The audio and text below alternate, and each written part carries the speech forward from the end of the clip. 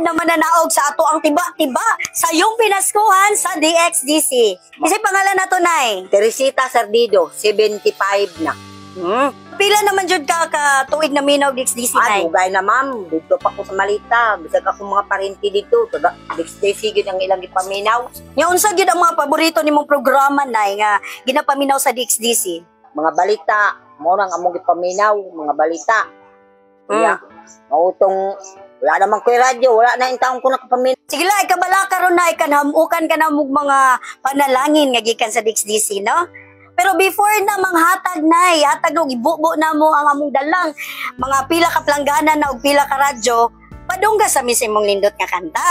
Nakagandam na mo karon? Sugod na ta. Kasadya nintak na, dapit sa kahimayaan, mauray among nakita, ang panagway nga masanagon, bolahan o bolahan, ang tagbalay nga giawitan, awit nga masanagon sa tanan Pasko magmalipayon, bagong tuig, bagong kinabuhi, doyong sa among mga gibati, among awiton o among laylayon, aron magmalipayon. Tama na ba?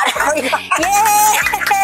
O dahil dyan, Radyo Man Ryan, ang sanang ato nang ihatag atong brand new radio. Dawatan, Nay. Salamat. Salamat. Nalipay ang taong ko, nagampo din ko nga, aduna ko radyo, magpayo ang tako, ako maninayugod.